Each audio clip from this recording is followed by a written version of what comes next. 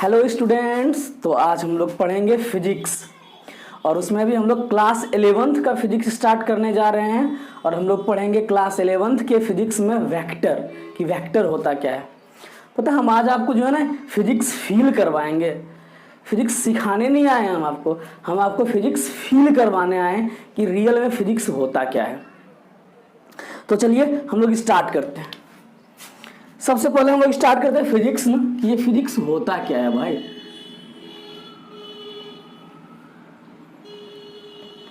देखिए तो फिजिक्स पता है ये फिजिक्स होता क्या है। That is the science of measurement. अगर हम इसको लिखें ऐसे पहले हम आपको समझा रहे हैं कि ये क्या है, साइंस ऑफ मेजरमेंट है।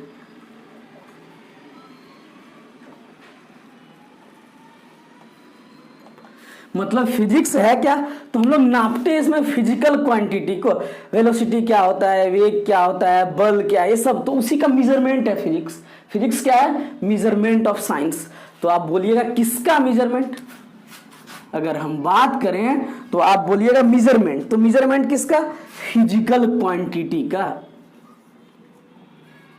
फिजिकल क्वांटिटी का हम लोग मेजरमेंट करते हैं। देखिए कि फिजिक्स है क्या, तो वो साइंस ऑफ मेजरमेंट है। तो मेजरमेंट किसका करेंगे भाई, तो फिजिकल क्वांटिटी का। तो ये फिजिकल क्वांटिटी क्या होता है ये हम आपको बता चुके हैं। आप जो है ना ये हम 2 वीडियो डाल चुके हैं यूट्यूब पे, आप वहां जाइए और लिखिए ग्राफ बाय प्रभास सर और glance classes by Prabhas Pandey. उसमें जो है ना आपको सारा वीडियो मिल जाएगा और फिर उसमें हम बताएंगे फिजिकल क्वांटिटी क्या होता है, टाइप्स ऑफ फिजिकल क्वांटिटी कैसा, सब कुछ। तो आप इसे वहां से देख लिए, उसके बाद फिर मेरा ये लेक्चर देखना स्टार्ट कीजिए। तो देखिए तो फिजिकल क्वांटिटी तुम जानेंगे फिजिकल क्वांटिटी होता क्या है भाई। फिजिकल क्वांटिटी है क्या, तो एक ऐसा क्वांटिटी जिसको हम मेजर कर सके। क्या बोलेंगे, the quantity which can be measured.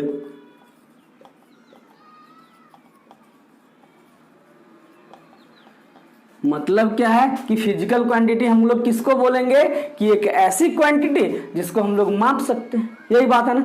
तो यही फिजिकल क्वांटिटी जो है 2 तरह से हम लोग पढ़ेंगे, एक स्केलर और एक हम लोग पढ़ेंगे वेक्टर। सबसे पहले जानिए ना कि ये स्केलर और वेक्टर पढ़ने का जरूरी क्यों हुआ, हमको क्यों जानना जरूरी है स्केलर और वेक्टर। पता जब हम लोग मूव कर रहे थे, ठीक है, आप एक रोड पे जा रहे हैं, देखिए तो आप जब इधर जा रहे हैं, रोड पे जा रहे हैं, आपका मोशन एक स्ट्रेट लाइन में है ना। मतलब क्या है, मोशन इन 1 डायमेंशन। 1 डायमेंशन का मतलब क्या हुआ कि जब हम लोग बात करते हैं कि 1 डायमेंशन, 2 डायमेंशन, 3 डायमेंशन, इसका मतलब क्या है कि अगर 1 डायमेंशन की बात कर रहा है तो उसमें एक ही चीज आएगा, या तो लंबाई आए या चौड़ाई आए या ऊंचाई आए। जब बात 2 डायमेंशन की करेगा तो उसमें लंबाई चौड़ाई आएगा, चौड़ाई ऊंचाई आएगा। जैसे हम बात कर रहे हैं ये 1 डायमेंशनल फिगर है, जबकि हम बात करें इसकी तो देखिए तो ये क्या होगा, ये 2 डायमेंशनल फिगर है जिसमें लेंथ भी है और हाइट भी है। तो जब आप 1 डायमेंशनल मोशन कर रहे थे, रोड पे जा रहे थे, तो उसमें वेक्टर का कोई दरकार नहीं है। लेकिन जब आप 2 डायमेंशनल करने लगे, तो एग्जांपल समझिए, आप ट्रॉली बैग देखे हैं ना, सब कोई देखे होंगे, उसको ऐसे खींच के आप लेकर के जाते हैं। तो देखो तो ट्रॉली बैग में आप फोर्स कैसे लगाते हैं, इस दिशा में ऐसे लगा रहे हैं ना, लेकिन आपको मोशन किधर मिल रहा है, एक इधर भी मोशन मिल रहा है और एक इधर भी मोशन मिल रहा है। मतलब क्या हुआ कि ट्रॉली आपके साथ साथ भी चल रहा है और ऊपर की तरफ भी चल रहा है। इसका मतलब क्या हुआ कि इधर भी कोई फोर्स लग रहा होगा और इधर भी कोई फोर्स लग रहा होगा, तब तो ट्रॉली आपके साथ खींचते हुए जा रहा है ना। दूसरा एग्जाम्पल हम आपको ये भी बताते हैं। अब अमूल स्प्रे नाम सुने होंगे, बड़ा फेमस था कि पहले के जमाने में जो है ना, जो छोटा छोटा बच्चा होता था उसको दूध पिलाया जाता था, तो अमूल स्प्रे का दूध आता था। उसका ढक्कन देखें, डब्बा ना, मान ली मम्मी उसको बड़ा कस के लगा दी, अब आप उसको खोल ही नहीं पा रहे, तो आप करते क्या है कि ऐसे करके चम्मच लगाते हैं और ऐसे उठाते हैं, डब्बा आसानी से खुल गया। इसका मतलब क्या हुआ, आपने तो फोर्स ऐसे लगाया है, फोर्स तो आपने ऐसे लगाया है, मोशन तो इस डायरेक्शन में हो रहा है कि बताइए, डब्बा ढक्कन खोल किधर रहा है, ऊपर की तरफ। इसका मतलब है कि इस ऊपर की तरफ कोई ना कोई फोर्स लग रहा होगा। तो इसी चीज को डील करने के लिए जो है ना हम लोग एक नया फिजिकल क्वांटिटी को जो है ना इंट्रोड्यूस किए और उसी फिजिकल क्वांटिटी को हम लोग वेक्टर बोले। तो बात आई समझ में कि वेक्टर होगा क्या। तो पहले हम लोग अभी जान लेते हैं कि ये आपको समझ में आ गया होगा फिजिक्स है क्या। तो वेक्टर पढ़ाने से पहले हम आपको इंट्रोडक्शन दिए हैं इसका। अब हम लोग पढ़ेंगे कि वेक्टर क्या है और स्केलर क्या है। तो चलिए इसको हम लोग मिटाते हैं और आगे बढ़ते हैं, ठीक है। हिंदी में हम लोग क्या बोलेंगे कि विज्ञान का जो है ना मापन है, ये बात रही, इसको हम लोग भौतिक राशि बोलते हैं। ये शायद हम आपको बता चुके हैं, ठीक है। और इसको हम लोग हिंदी में भौतिकी बोलते हैं, ठीक है। तो चलिए इसे हम मिटा देते हैं और आगे बढ़ते हैं।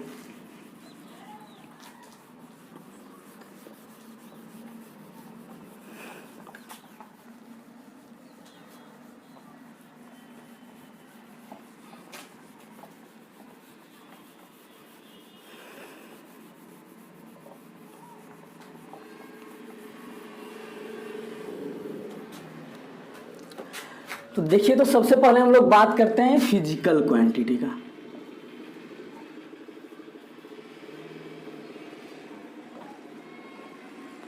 कि यही बेचारा फिजिकल क्वांटिटी जो है ना दो पार्ट में डिवाइड हुआ। हम लोग देखे कि एक ऐसा फिजिकल क्वांटिटी जिसमें सिर्फ और सिर्फ मैग्नीट्यूड था। मतलब क्या हो कि उसको रिप्रेजेंट करने के लिए आपको सिर्फ सिंगल नंबर का दरकार है।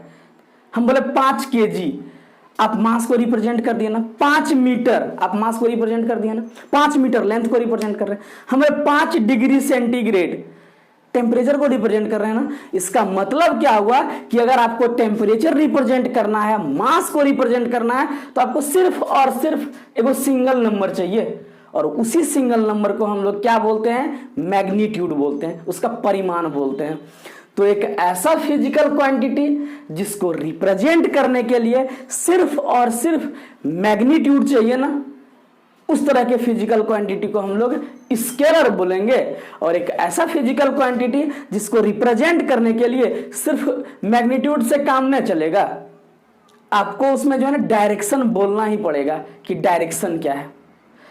तो जब आप मैग्नीट्यूड और डायरेक्शन दोनों को मिला दीजिएगा ना, तो एक नया फिजिकल क्वांटिटी बनता है। और उसी फिजिकल क्वांटिटी को हम लोग क्या बोलते हैं, वेक्टर बोलते हैं। बात क्लियर है। तो देखिए, तो ये फिजिकल क्वांटिटी दो तरह से हो गया। देखिए, एक को हम लोग क्या बोलेंगे, स्केलर बोलेंगे, और दूसरे को हम लोग क्या बोलेंगे, वेक्टर बोलेंगे। बात है समझ में। वेक्टर को हम लोग हिंदी में सदिश बोलते हैं और स्केलर को हमको हिंदी में अदिश बोलते हैं। तो देखिए, तो हम यहां लिखे इसको, a physical quantity which can be represented by only magnitude, a physical quantity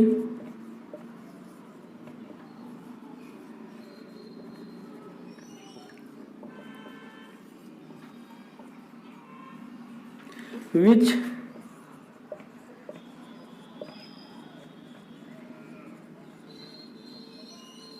a physical quantity which can be represented by only magnitude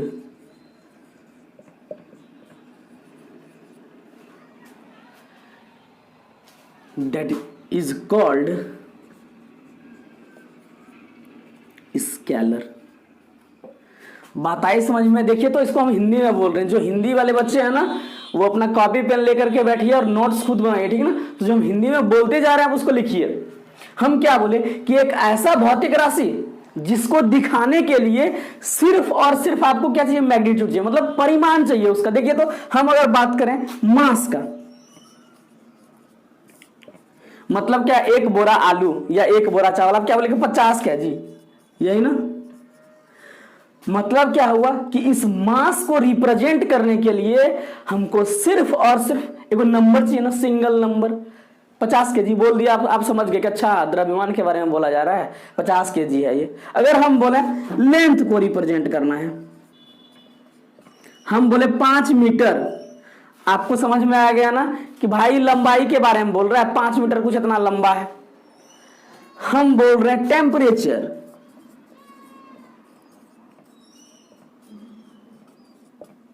इसको आप क्या बोलेगा, 8 डिग्री सेंटीग्रेड। देखिए तो इसको रिप्रेजेंट करने के लिए सिर्फ और सिर्फ हमको जो है ना एक सिंगल नंबर का रिक्वायरमेंट हो रहा है, 8, 9, 10, 5, ऐसा ही बात है ना। तो अगर किसी फिजिकल, तो ये है क्या फिजिकल क्वांटिटी ना, क्यों? क्योंकि आप इसे मेजर कर सकते हैं। तो एक ऐसा फिजिकल क्वांटिटी जिसको रिप्रेजेंट करने के लिए या दिखाने के लिए आपको सिर्फ और सिर्फ मैग्नीट्यूड चाहिए, 50 kg, परिमाण, इसको हम लोग हिंदी में क्या बोलते हैं? परिमाण है ये, परिमाण। परिणाम मत बोलिएगा, परिमाण नाम मतलब रिजल्ट हो जाता है। बात क्लियर है ना? अगर हम वेक्टर की बात करें, देखिए तो अगर हम बात कर रहे हैं वेक्टर का तो क्या लिखेंगे? हम आपको एक एग्जांपल दे रहे हैं, हम आपको बोले भाई 5 मीटर पूरब के तरफ जाइए, तो कि यहां से कोई फिजिकल क्वांटिटी मिल रहा है ना कि 5 मीटर तो चाहिए, उसमें दिशा भी जोड़ के बोल रहा है कि 5 मीटर टुवर्ड्स ईस्ट, यही बात है ना। तो ये एक अलग ही क्वांटिटी को बताएगा और उस क्वांटिटी को हम लोग क्या बोलते हैं? वेक्टर बोलते हैं। तो क्या बोलेंगे? A physical quantity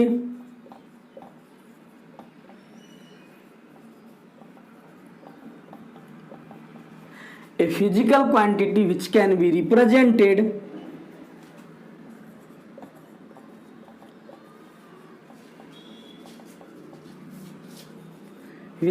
represented by magnitude as well as direction। देखिए तो एक ऐसा फिजिकल क्वांटिटी जिसको रिप्रेजेंट करने के लिए आपको क्या क्या चाहिए? मैग्नीट्यूड तो चाहिए ही चाहिए। तो आप बोलिएगा क्या? 5 मीटर। इससे काम नहीं चलेगा, इसमें आपको डायरेक्शन भी लिखना पड़ेगा। क्या लिखिएगा? Towards east. मतलब क्या हुआ इसका कि 5 मीटर पूरब की ओर। ये बात आपको समझ में आ रहा है? तो जब हम वेक्टर की बात करेंगे ना तो देखिए इसमें क्या आएगा? डिस्प्लेसमेंट, जिसको हम लोग हिंदी में बोलते हैं विस्थापन। बात आ रही है? इसको हम लोग हिंदी में क्या बोलते हैं? विस्थापन बोलते हैं। डिस्प्लेसमेंट किसको बोलते हैं? कि शॉर्टेस्ट डिस्टेंस बिटवीन 2 पॉइंट्स, मतलब 2 बिंदु के बीच में जो मिनिमम दूरी है। इस डायरेक्शन फिक्स हो गया ना कि अगर आपको कहीं से कहीं जाना है तो हम बोले कि भाई जो सबसे कम दूरी वाला है ना, आप गाड़ी उधर से लेके जाइए, पेट्रोल कम जलेगा। तो हम दिशा फिक्स कर दिए ना कि आपको वही रास्ता से जाना है जिसमें आप जो है कम दूरी कवर कीजिएगा। तो देखिए तो दिशा भी आ गया ना कि 5 मीटर वहां से 2 पॉइंट था। देखिए तो ऐसे हम बोल रहे हैं कि हम आपको बोले कि आप जो है ए से बी तक जाइए। आप इधर से भी जा सकते हैं, आप इधर से भी जा सकते हैं, आप इधर से भी जा सकते हैं। बोलिए तो कौन रास्ता से जाइएगा तो सबसे कम दूरी कवर कीजिएगा आप? ये वाला रास्ता। हम बोल रहे हैं कि ए सी बी तक जाइए।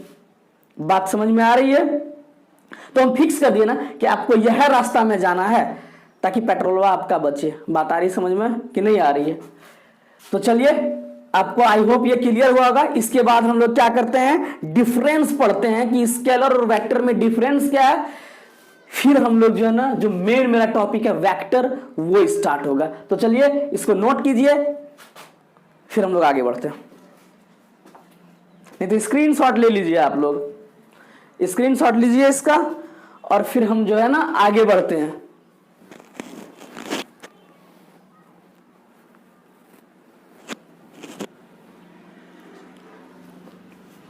चलिए मिटा दें, चलिए मिटाते हैं।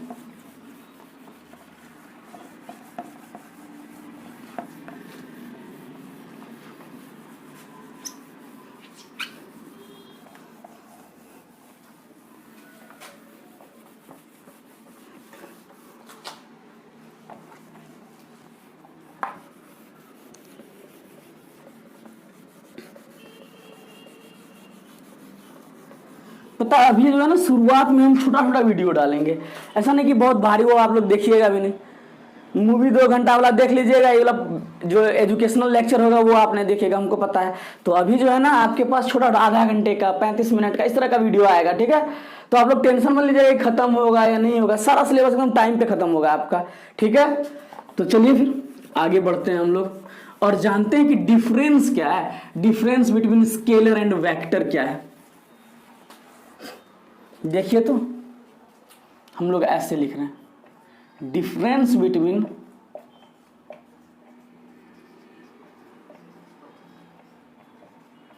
देखिए बिटवीन का शॉर्ट फॉर्म है ये, ठीक है, difference between scalar and vector. तो इसको लिखने का सबसे आसान तरीका, एक तरफ स्केलर लिखिए और एक तरफ वेक्टर लिखिए, ठीक है। एक तरफ हम लोग क्या करेंगे, स्केलर लिखेंगे और दूसरी तरफ वेक्टर लिखेंगे। देखिए तो इसको हम लोग क्या बोलेंगे, इसको हम लोग अदिश राशि बोलते हैं और इसको सदिश बोलते हैं। देखिए हम हिंदी बार बार बोलते जाएंगे, ठीक है। तो जो हिंदी मीडियम के बच्चे हैं ना, वो कॉपी और पेन लेकर के नोट कर लीजिएगा, ठीक है, क्योंकि दोनों लिखने के बाद जो है ना वीडियो फिर क्या होगा, फिर स्लो हो जाएगा, ठीक है। देखिए तो पहला पॉइंट हम लिख रहे हैं, आप क्या लिखिएगा, इसका डेफिनेशन है जो आप जाने चाहिए, it can be represented by, it can be represented by only magnitude ना। मतलब क्या है, इसको दिखाने के लिए आपको सिर्फ और सिर्फ स्केलर को दिखाने के लिए सिर्फ और सिर्फ परिमाण की आवश्यकता होती है। इसको हम लोग क्या बोलते हैं, परिमाण। लेकिन यहां क्या बोलिएगा, it can be represented by, it can be represented by magnitude as well as direction only। ठीक है, DIRECTION लिखा हुआ है। इसको दिखाने के लिए आपको मैग्नीट्यूड और डायरेक्शन दोनों लिखना पड़ेगा। बात आ रही समझ में। अगर कोई बोले कि सदिश कैसे बना है तो आप बोलिएगा कि वो जो है ना मैग्नीट्यूड और डायरेक्शन दोनों से बना है। अच्छा अदिश कैसे बना है, लगे बेचारा सिर्फ और सिर्फ मैग्नीट्यूड से बना है। बात क्लियर है। दूसरा पॉइंट देखिए तो,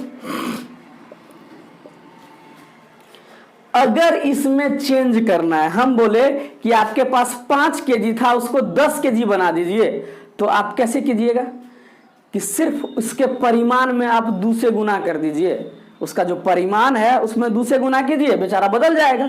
तो हम क्या लिख सकते हैं, it can be changed, it can be changed by changing magnitude only. अगर इसको आपको बदलना है तो आप, हम बोलें कि आपके पास मास कितना था, m बराबर 5 दिया हुआ था, हम बोले नहीं भाई m बराबर आप 10 कर दीजिए। तो कैसे कीजिएगा भाई, इसमें हम सिंपल 5 में 2 से गुना करके इसको 10 बना देंगे, और कुछ नहीं करना है अगर अदिश को चेंज करना हो तो। लेकिन अगर सदिश को चेंज करना है तो खाली परिमाण को चेंज करने से काम नहीं चलेगा, मैग्नीट्यूड को चेंज करने से काम नहीं चलेगा।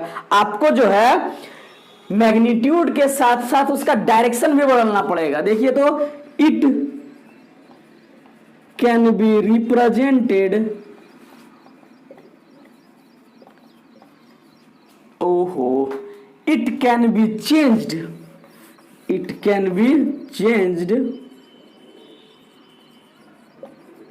बाय चेंजिंग मैग्नीट्यूड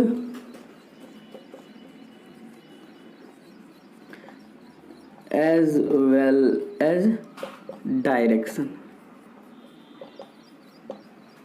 मतलब क्या हुआ कि अगर मान लीजिए हम बोले कि ए आपके पास कोई सदिश है, इसको हम नाम दे दिए, ठीक है ना, ए, और बोल रहे हैं कि 5 मीटर पूरब की ओर है, टुवर्ड्स ईस्ट है, तो आप क्या बोलिएगा, हम बोले कि आप 10 मीटर पश्चिम की ओर लिखिए इसको, 10 मीटर टुवर्ड्स वेस्ट।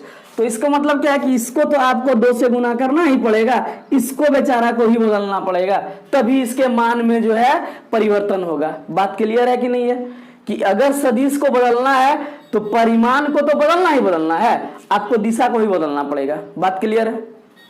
अब देखिए तो ये बेचारा जो है ना, आप लोग साधारण अलजेब्रा, ऑर्डिनरी अलजेब्रा जानते हैं ना, 5 को 2 से जोड़िएगा तो क्या होगा, 7 आएगा, लेकिन ये उसको नहीं मानता है। देखिए तो ये क्या होगा, it follows the ordinary rule of algebra। इसका मतलब क्या हुआ कि मान लीजिए हम बोले आपके पास जो है ना एगो बोरा था, उसमें पहला मास 25 केजी दिया हुआ है, और एगो और बोरा है M2 है आपके पास जिसका मास 30 केजी दिया हुआ है। तो बताइए दोनों को अगर हम लोग रखेंगे तो कितना चाहिए हमको, तो सिंपल करेंगे 25 + 30 बराबर क्या हो जाएगा मेरे पास 55 केजी। देखिए तो हम लोग अभी तक इसी तरह जोड़ते आए हैं ना, लेकिन अगर वेक्टर को जोड़ना है तो ये इस नियम को नहीं मानेगा, ये बात याद रखिए।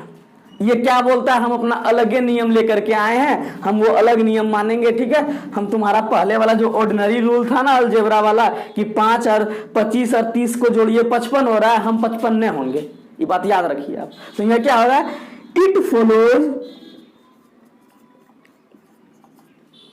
इट फॉलोज स्पेशल रूल, और इस स्पेशल रूल को हम लोग क्या बोलते हैं, वेक्टर अलजेब्रा।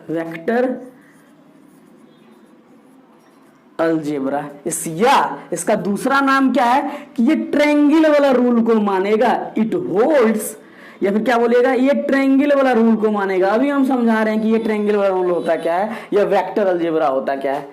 इतना आपको क्लियर है कि नहीं क्लियर है, ठीक है, कमेंट करके बताइएगा, ठीक ना, कि इतना तक आपको क्लियर है कि नहीं। चलिए इसे नोट कीजिए, और फिर अब हम लोग स्टार्ट करेंगे इसको, जो मेरा मेन चैप्टर है वेक्टर, ठीक ना। तो चलिए इसको नोट कीजिए, फिर हम लोग आगे बढ़ते हैं। चलिए बहुत बढ़िया दिख रहा है आप लोगों को, ठीक है। चलिए आगे बढ़ते हैं, मिटा दें।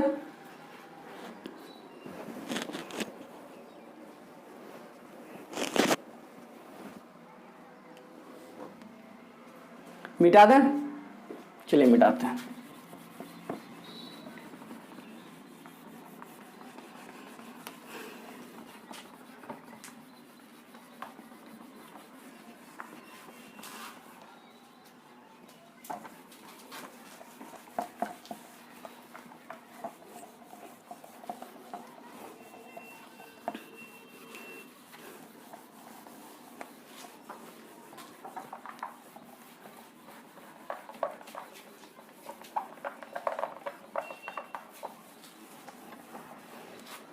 बड़ा जिद्दी तरीका से लिखा जाता है, चलिए कोई बात नहीं, ठीक है, मिटाते हैं हम लोग इसको।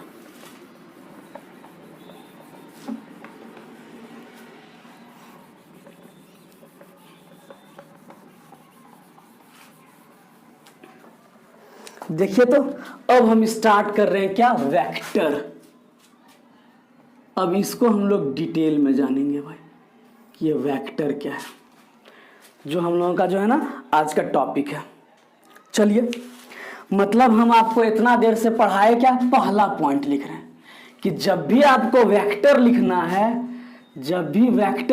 है, तो इसको क्या कीजिएगा, इसमें मैग्नीट्यूड भी आएगा और प्लस इसमें डायरेक्शन भी आएगा। बात क्लियर है, मतलब क्या हुआ कि अगर आप सदिश की बात कर रहे हैं तो ये सदिश किससे किससे मिलके बना है, तो परिमाण से और दिशा से। बात क्लियर है। जब भी आप वेक्टर लिखिएगा, जहां भी वेक्टर लिखा हुआ रहे, आपके मन में एक ही बात आ जाना चाहिए कि भाई इसमें परिमाण भी आएगा और दिशा भी आएगा। अब दूसरा बात देखिए, क्या बोले कि vector always represents a line. Vector किसको रिप्रेजेंट करेगा, एक लाइन को रिप्रेजेंट करेगा। Vector always represents a line. मतलब क्या हुआ कि एगो लाइन खींच दीजिए, a vector always represents a line with arrowhead at one end. हम क्या बोले कि जो सदिश है ना वो एगो लाइन के द्वारा जो है ना सूचित किया था। रिप्रेजेंट का मतलब क्या, आप समझ रहे हैं ना, कि आपका नाम गोलू है, ठीक है। आदमी कैसे आपको समझेगा कि भाई आप फलना के बेटा हैं, आपका रंग गोरा है, आपका ये है, तो आप इसको गोलू बोल दीजिए। इसी तरह हम बोल रहे हैं कि एगो लाइन खींचिए और उस पे जो है ना ऐसे करके एक लाइन ड्रॉ कीजिए और इसके अगुआ में एगो एरो वाला तीर बना दीजिए। तीर वाला साइन जो है, एरो वाला तीर नहीं, मतलब तीर का साइन बना दीजिए, ठीक है। एरो को ये लोग तीर बोलते हैं। तो ई जो है ना एगो वेक्टर को बताएगा। और जब भी आपको वेक्टर लिखना हो तो आप क्या कीजिएगा, एगो कैपिटल लेटर लिखिए, इंग्लिश अल्फाबेट का लिख दिया ना, और इसके ऊपर जो है एगो इस तरह वाला साइन बना दीजिए। मतलब क्या हुआ कि ये जो है ना एक सदिश ए को बता रहा है। बात आ रही है आपके समझ में कि ये सदिश ए को रिप्रेजेंट कर रहा है। अगर हम बोले तो वेक्टर ए को ये रिप्रेजेंट कर रहा है।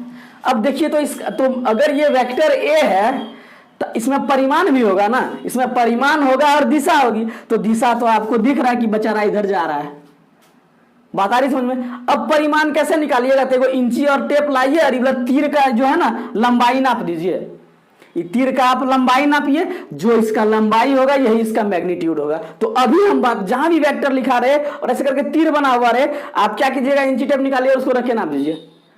वो क्या होगा, इसके परिमाण को बताएगा। तो अगर वेक्टर है तो इसका परिमाण क्या होगा, इसका जो मैग्नीट्यूड होगा, ये मैग्नीट्यूड क्या होगा, length of the line, length of the line. मतलब इस सदिश, मतलब देखिए तो vector always represents a line with arrow head at one and ना।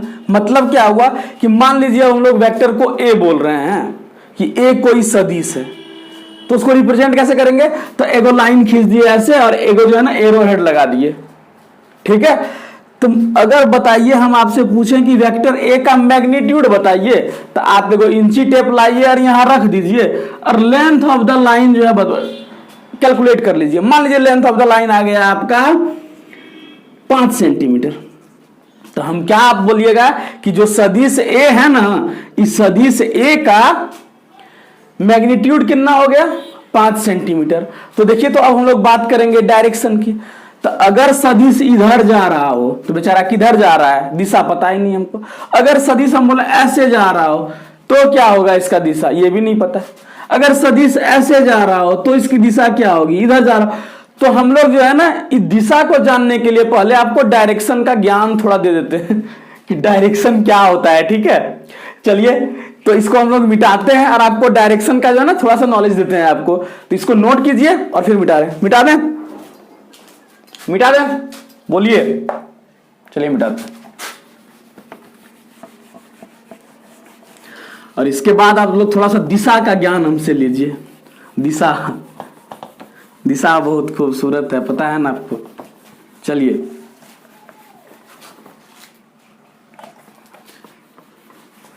तुम में से कोई देख रहा होगा, सर दिशा का नाम नहीं लीजिए, मेरे सामने दिशा। चलिए दिशा के बारे में जानते हैं, ठीक है, कि दिशा होता क्या है। चलिए तो हम लिखे डायरेक्शन। देखिए तो ये वाला पेन से दिख रहा है कि नहीं दिख रहा है, देखिए तो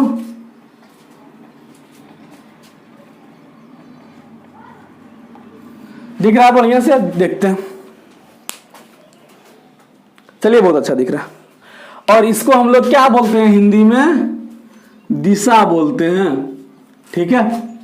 तो चलिए हम आपको थोड़ा दिशा का ज्ञान देते हैं कि बेचारी दिशा है क्या। चलिए तो इसके लिए जो है ना हम लोग इधर से वो लाइन ड्रॉ ऐसे किए और एक लाइन ड्रॉ ऐसे किए, यहां पे एगो एरो हेड लगाए, यहां पे सब जगह लगा दिए। चलिए तो बताइए, तो अगर कोई सदिश इधर जा रहा हो तो आप लोग आज से ये बोलिएगा कि आपका जो है ना, ये किसको क्या बोलते हैं, राइट हैंड बोलते हैं ना, राइट हैंड इसको हम लोग बोलते हैं। तो अगर आपका दाहिना हाथ, हिंदी में हम लोग क्या बोलेंगे, दाहिना हाथ, तो अगर दाहिना हाथ के तरफ कोई जा रहा हो ना, तो इसको आप कौन दिशा बोलिएगा? तो ईस्ट बोलना है। क्या बोलना है? ईस्ट। और हम लोग इसको हिंदी में क्या बोलते हैं? पूरब बोलते हैं। कोई कोई पूर्व भी बोलता है, जो बहुत बढ़िया हिंदी बोलता है, समझ रहे हैं ना? तो हम लोग पूरब ही बोलेंगे, ठीक है। अगर मान लीजिए कोई सदिश ऐसे जा रहा हो ऊपर के तरफ, तो इसको ऊपर मत बोलिएगा आप, क्या बोलिएगा? इसको नॉर्थ बोलना है, NORTH। और हिंदी में क्या बोलिएगा? उत्तर। तो देखिए, तो इधर अगर पूरब है तो उसके उल्टा में क्या होता है? पश्चिम। तो इसको अगर उधर ईस्ट है तो इधर हम लोग क्या बोलेंगे? वेस्ट बोलेंगे। और इसको हम लोग हिंदी में बोलते हैं पश्चिम। और इसको, ये अगर नॉर्थ है तो उसका अपोजिट जो होता है उसको हम लोग बोलते हैं साउथ। और इसको हिंदी में बोलते हैं दक्षिण। बात क्लियर है? तो आपको इतना तो पता चल गया कि अगर कोई सदिश इधर जा रहा है तो उसको आप ईस्ट बोलिएगा, इधर जा रहा है तो वेस्ट बोलिएगा। लेकिन ऐसा हो सदिश टेढ़ा टेढ़ा जा रहा है, क्या सीधा सीधा तो आप लोग कभी चलते नहीं। तो देखो, तो अगर टेढ़ा बेचारा जा रहा है, ऐसे जा रहा हो, तब आप इसको क्या बोलिएगा कि सदिश किधर जा रहा है? तो देखिए, तो ये उत्तर और पूरब के बीच में है ना, तो इसको हम लोग क्या बोलते हैं? इसको हम लोग बोलते हैं नॉर्थ ईस्ट। क्या बोलते हैं?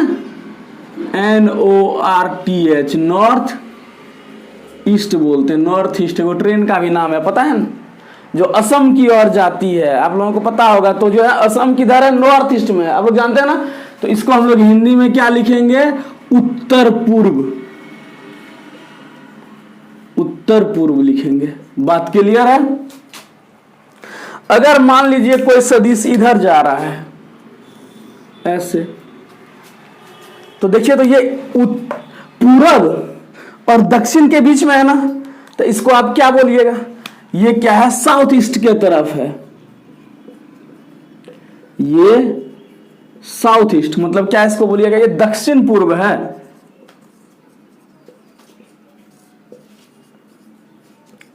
ये दक्षिण और पूरब की तरफ जा रहा है। बात आ रही समझ में ना? क्यों? क्योंकि दोनों के बीच में है। अगर ऐसा हो कि कोई सदिश ऐसे जा रहा है, तो ये क्या होगा? नॉर्थ और वेस्ट के बीच में जा रहा है ना, तो इसको क्या बोलिएगा? North west. नॉर्थ वेस्ट, यही बात है ना। और इसको हिंदी में हम लोग क्या बोलेंगे? उत्तर पश्चिम। उत्तर पश्चिम बोलेंगे। बात क्लियर है? अगर कोई सदिश ऐसे जा रहा है, देखिए तो इधर, तब आप इसको क्या बोलिएगा? कि बेचारा पश्चिम और दक्षिण के बीच में है ना, इसको बोलिएगा क्या? South west. इसको बोलना है साउथ वेस्ट बोलना है। और हिंदी में क्या बोलिएगा इसको? तो साउथ को दक्षिण बोलते हैं और इसको हम लोग वेस्ट को पश्चिम बोलते हैं। बात आई कि नहीं आई समझ में? ये बताइए। आ गई ना? आ गई, चलिए बहुत अच्छी बात है, आ गई। तो देखते हैं इतना क्लियर है आपको। तो चलिए आज हम लेक्चर जो है ना यही रोक रहे हैं, ठीक है। और अगले क्लास में वेक्टर और मजा आने वाला है। अब तो हम लोग वेक्टर में घुस ही रहे ना, तो नेक्स्ट लेक्चर जो है ना वेक्टर का आएगा। तब तक के लिए आप लोग जो है पढ़िए और बहुत बढ़िया से पढ़िए। इसके लिए ऑल द बेस्ट। चलिए बंद करते हैं।